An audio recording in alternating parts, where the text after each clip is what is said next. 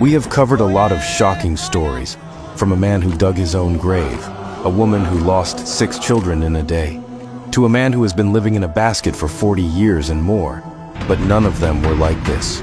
This man has been sleeping in a coffin and will be doing this for the rest of his life. Normally a coffin is for the dead, but this man bought and uses a coffin, yet he's alive. So, what motivated him to start sleeping in a coffin? Or else, what are the benefits he experiences from this unusual practice compared to a regular bed? And how does the local community react to his lifestyle, beyond the initial shock and confusion? For ages, this is the only man to challenge the way we sleep. My name is Hamisi, and I live in Dar es Salaam. I have no wife, no children, in fact, no family due to personal reasons.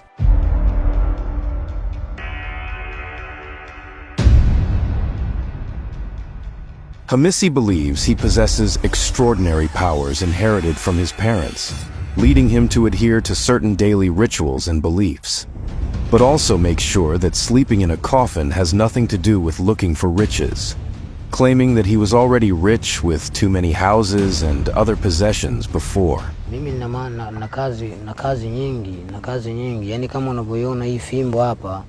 It's a lot of things that I have to do. For instance, this rod, if you look at it with your eyes, you could simply see it's a good-looking rod and stop there. But for me, I know who it represents.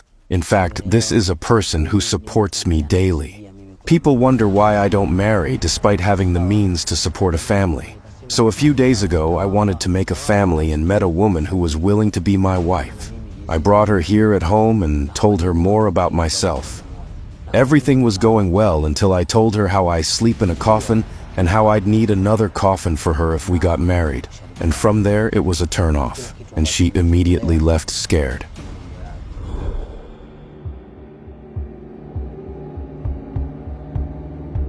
Hamisi believes that sleeping in a coffin offers protection, since the dead cannot be harmed. He sees it as a fresh start, free from life's struggles. When I sleep inside the coffin, I find comfort and renewal. Normally, when people die, they forget everything from this life and start afresh. So when I sleep inside the coffin, from there I start a new life and forget the world's sufferings. When someone wants me, they have to knock on the coffin for 6 times and I have to wake up after 5 minutes. No one should enter my room except me and my housemaid.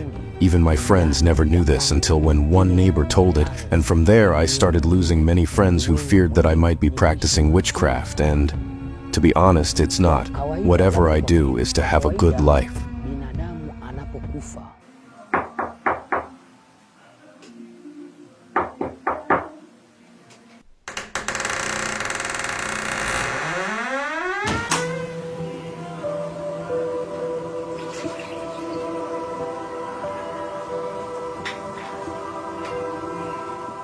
Among the advantages he mentions is that in case he dies tragically, it would be easier for him to be buried right away, as he keeps mentioning that death is inevitable, and burying him should not be a problem to anyone. Though it seems normal to him and he's adapted to such a life, his unusual way of living confuses and distances those close to him, like friends and family. He usually keeps journalists out because he values his privacy. But if reporters ask for an interview, he needs to get permission first.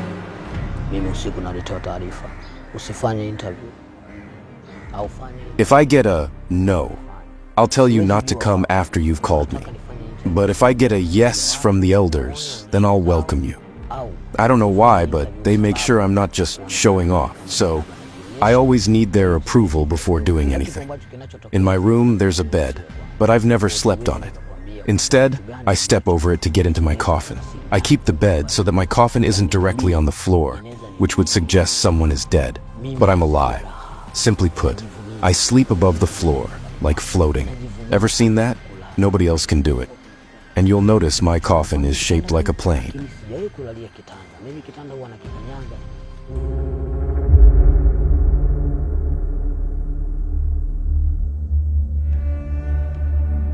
We once met old men who prepare everything for their death in advance.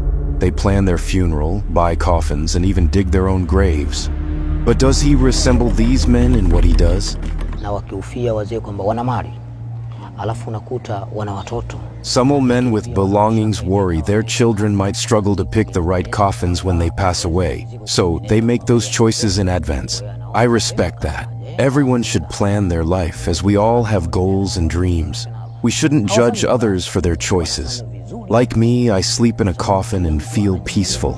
I'd rather die than not sleep in my coffin because life would lose its meaning. I know my origins, and no one should meddle in someone else's life. I do what I want, eat well, own properties, run businesses, and help others.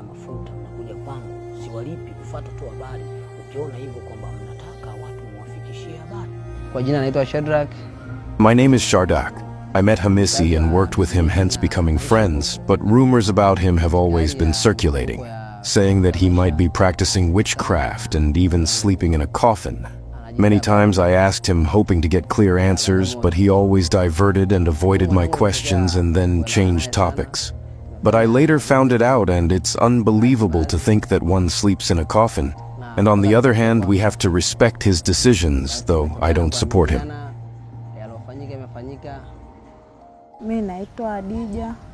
Call me Hadija. At first it was frightening. I couldn't believe that my brother sleeps in a coffin, but from there I had to go away from him. When I asked for more, he said, "There is nothing wrong with what he does," and asked me not to make it dramatic, so I had to shut it. Within a few days, he became so rich, which brought so much confusion to us.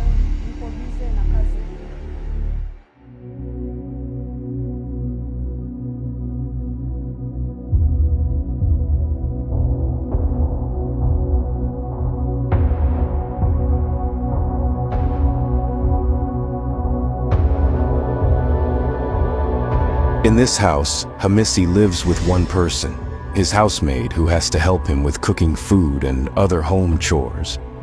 It seems like no one, apart from the maid, comprehends him, as the rest are just confused.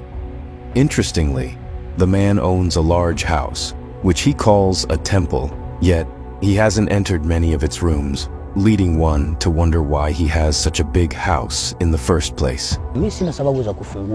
Why should I go into the other rooms? I see no point in just walking into a room without a reason. Some rooms I might not visit for 6 months. There are rooms for guests and rooms for family if they come over. But most are scared of me. They say I've changed and doubt my willingness to help. But the truth is, you can't just help anyone. You need to help those who truly need it. My name is Thomas, and I'm a pastor. In this world, many people hold on to false beliefs, but we should only worship one God.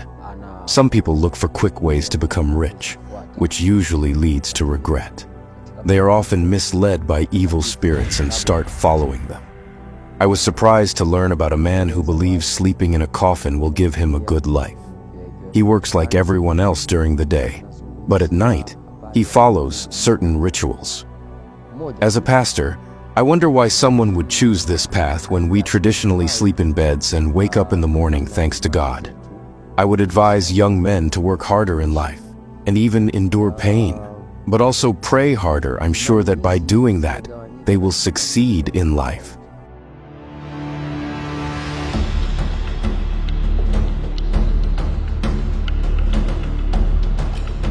Many people in this neighborhood are terrified by him, but he assures them, saying he's just a normal person. He is not possessed, and people should always respect his choices because he knows what he is doing and why he is doing so. And to him, everything has to follow some conditions, like when shifting and moving to another place. Anyone can touch and carry his things apart from his coffin, which has to be lifted only by the elders. The day I bought a coffin and brought it here, people at first thought that maybe I had lost someone, but after confirming that I had not lost a person, they almost started fighting me and thinking that maybe I'd lost my mind. I had to make it clear that I knew what I was doing. Apart from people's different comments, I'm happy with the life I have. The only problem I have is finding a woman who will accept to be my wife.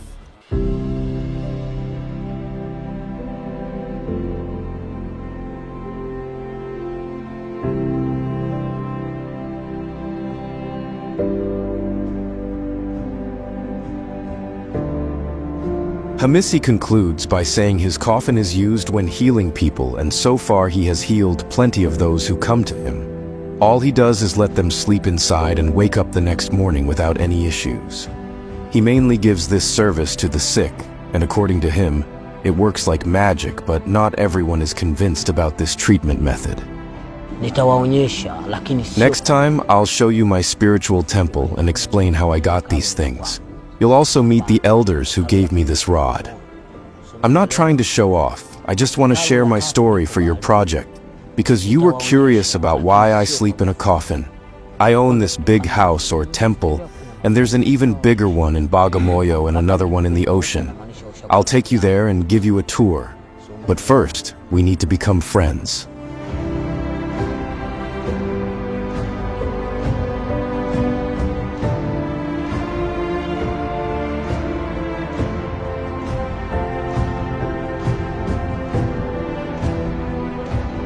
Life is full of mysteries, reminding us to keep exploring and understanding.